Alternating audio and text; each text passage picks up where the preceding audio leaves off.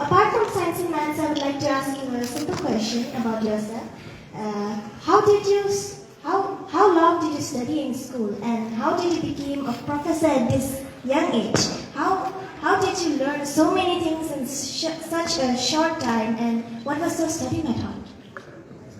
So I am still about to finish my schooling. I finished my schooling in 6 years, I believe, from kindergarten to 12th grade. I plan to still go to... Who's clapping? I'm not done yet. Okay.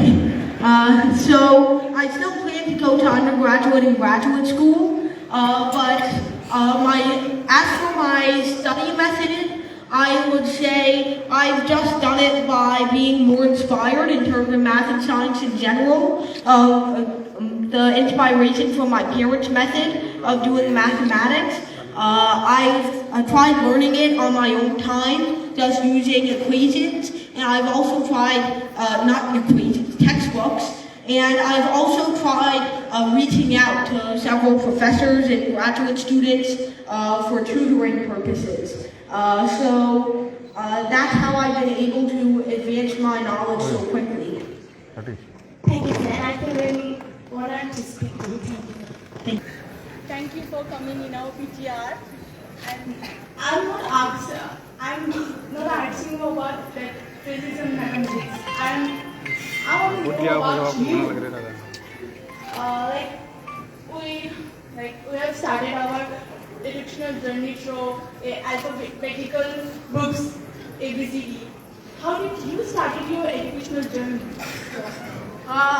I started my journey mostly through my dad. I tried learning math on my own time before I started school at 5 years old, and during that time, I guess I started with math. I was on about the same level as everyone else in terms of reading, but in terms of math, I tried to advance myself as far as possible, because I saw it a little more abstract than the rest, so I was able to handle algebra and geometry a little more easily. So that's how I started my educational journey. Later, I also considered going more into literature and history. I'm still doing well in those other subjects, but mathematics has been my primary subject throughout my learning career. so one more. Let's start. No, like in 3 years old, A child can talk properly, like he or she used to bulb. No, so then how you just at the age of 4 you have got such a big. Can I say in Hindi? Yes. So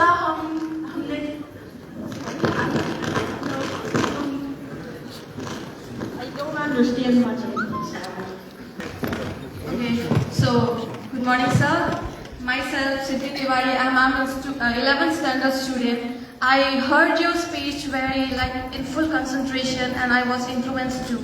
As you said, sir, that we should not learn formulas in mathematics and physics.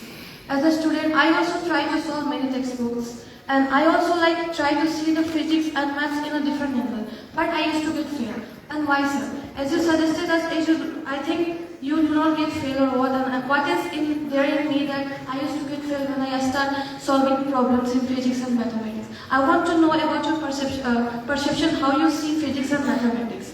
Because as a student, all of us have the same question, that why we get fail from math and physics. And what is the difference between your perception and our perception about seeing the physics and mathematics?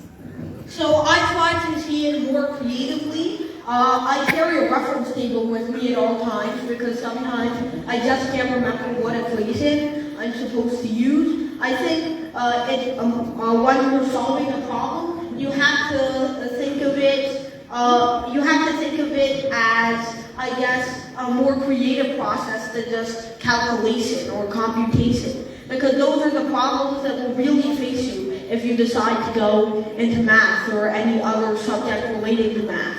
So that's mostly how I try to view math, more abstractly instead of computationally. Even though doing the computations is sometimes fun, I like thinking creatively more than just repeating equations over and over. Sir, then is there any general or are there any general rules that we should follow before sitting for physics and mathematics? Sitting for physics and math? Yeah, before solving questions, are there any general rules? Are there any general rules? I think that just the biggest rule is don't overstress. Don't stress yourself out on one question, and think about it. I guess try approaching it in as many different ways as you can. Don't just try the same method over and over because it's what was taught to you. Try because there are some very obscure connections between different subjects in mathematics. So try everything you can think of instead of just limiting yourself to one area of math. Thank you so much, sir. I will definitely follow it from today onwards. Thank you, sir. Thank you so much.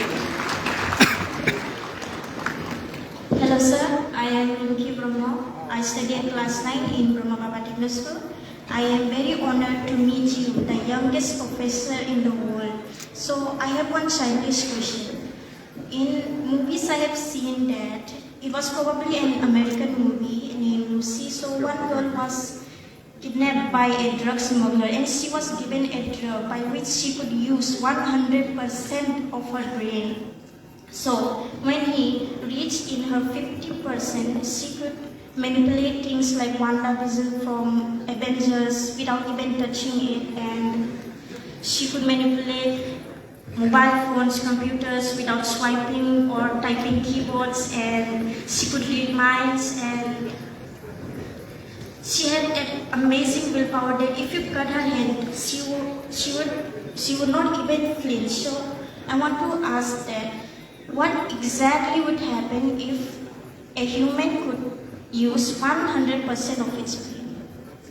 Well, you use 100% of your brain all the time. It's not like 10% of it is only working and the other 90% is just there sleeping all the time. You just use 10%, a different 10% of your brain at every point in time, just for efficiency. Your brain will probably get tired very, very quickly if you try using it on 100%. And I don't think it would give you superpowers like reading minds or telekinesis. I think you just go into a coma and probably become invincible.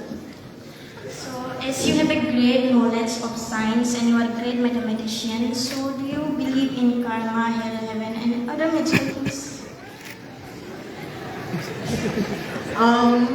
There are some questions that I'm not sure how to answer. This is one of them. I'm going to say that we don't have scientific proof, but sometimes faith is enough, as I answered to a similar question last night. So, a professor at this age, do you have any free time? Did you enjoy your childhood? Have you played video games, enjoyed sports, arts, etc., like other children do? Okay. You want to answer this one? Okay. Then I'll do the PR work for him. So, I have some free time, mostly because I'm not a full-time professor. I don't have teaching commitments every single day. So I just have guest professorships like this every once in a while.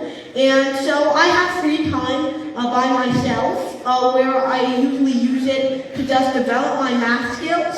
I used to play video games. I guess you could say I play video games, but it's not a big part of my life. And there's not really any point in time where I can just sit down and say, okay, I'm going to play video games for the next 2 hours. I am trying to do math whenever I can, and I feel like that's working out for me. I still have an unhealthy connection to social media, I feel, but still I'm trying my best to maintain a healthy lifestyle as much as I can. Thank you, sir. I'm very honored to meet you and talk to you. This is the best day of my life. Thank you.